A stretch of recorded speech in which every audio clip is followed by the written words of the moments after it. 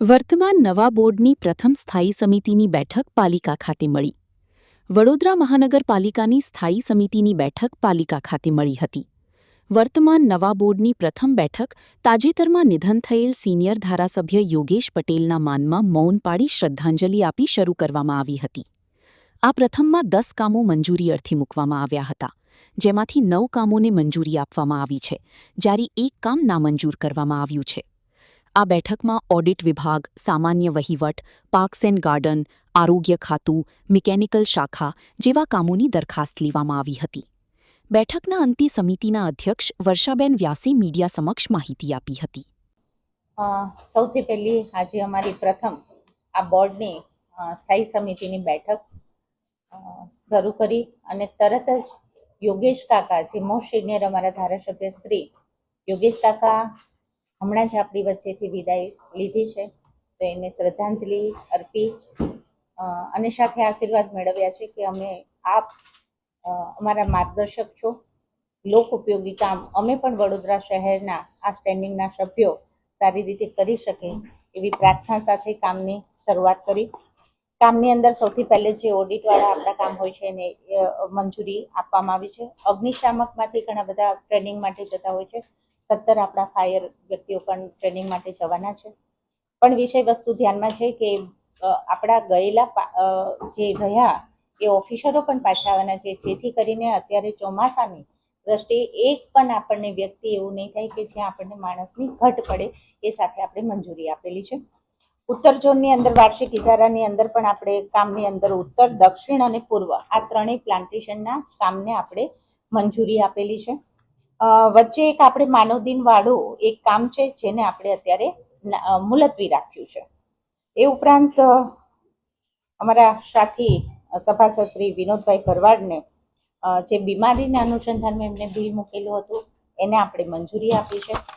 સાથે જ એસવીપીની અંદર જે બસની આપણી બસોની છે એ સ્પેશિયલ પર્પઝ વ્હીકલની અંદર જે સ્થાયી સમિતિના એક સભ્ય એની અંદર હંમેશા એની આપણે નિમણૂક કરતા હોય છે. ગયા ટર્મની અંદર બંદીશભાઈ શાહ હતા, જે અત્યારે આપણી સાથે સાથી કોર્પોરેટર તરીકે નથી, એટલે એમને રદ કરી ઠરાવમાંથી નવું સભ્યપદ અત્યારના સભ્યમાંથી નરવીરસિંહજી ચુડાસમાને નવું આપ્યું છે. આ બસોની પણ જલ્દીથી આપણી ઈ બસ થોડી આવી પણ ગઈ છે અને ઝડપથી થોડી આવવા જઈ રહી છે. 1-2 સૂચનો એડ કરીને કે એની અંદર ટ્રાયલ બેઝ ઉપર 1 વીક આપણે વડોદરામાં સારી રીતે કેવી રીતે વ્યવસ્થાના ભાગરૂપે કયા રૂટ ઉપર લેવી, એ સાથે એ ઉપરાંત એક વસ્તુ અમે જ્યારે બેન તરીકે એક માંગણી મૂકી છે અને એને મંજૂર સાથે આગળ એસવીપી કરે એવું સૂચન ધારાધોરણ મુજબ આપ્યું છે. 1 સીટ ઓલવેઝ રિઝર્વ બહેનો માટે હોતી હશે, પણ અમે એસવીપીને એક સૂચન આપ્યું છે કે અમને એક વધારાની બીજી બહેનો માટે સીટ મળે, એક સિનિયર સિટીઝન માટે તેને રિઝર્વ મળે અને એક સીટ વિકલાંગ માટે મળે અને ઈ બસ આ રીતે એસવીપીની અમને મળે એવા સૂચન સાથે એને પણ આપણે મંજૂરી નરવીરસિંહ ચુડાસમાના નામ સાથે આપેલી છે. બીજું, વડોદરા શહેરના જનતાને ખાસ આપ મીડિયા મિત્રના માધ્યમથી જણાવવા માગું છું કે રહેણાંક વિસ્તારની જે પ્રોપર્ટી ટેક્સ આપણે ભરીએ ત્યારે એડવાન્સની અંદર જે હંમેશા આપણે આ કરી છે એને પણ આજે આપણે મંજૂરી આપી છે. 10% જો એડવાન્સમાં આપનો ટેક્સ ભરો છો તો 10% રહેણાંક હેતુ મિલકત પ્રોપર્ટીની અંદર આપણને બેક મળશે અને બિન રહેણાંક પ્રોપર્ટી ટેક્સ જે આપણા મિલકતનો છે એમાં 5% મળશે.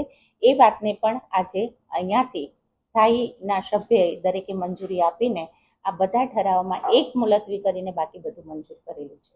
જે મુલતવી કરવામાં આવ્યું છે, પહેલી સ્થાયી સમિતિની બેઠક હતી અને ઇજાદાર વિરુદ્ધ અનેક આક્ષેપો પણ હતા અને ક્યાંક કર્મચારીની હિતનો સવાલ હતો.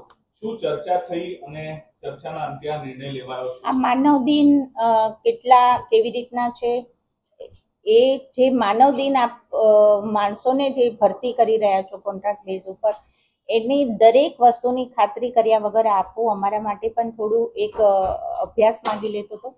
માટે આના માટે આપણે આ કામને મુલતવી રાખ્યું છે, કર્મચારીના હિત માટે થઈને જ.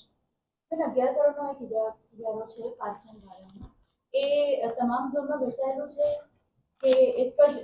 તમામ ઝોનનો 1 વર્ષ માટેનો હતો, પણ જેને આપણે અત્યારે મુલતવી કર્યો છે. ઓકે.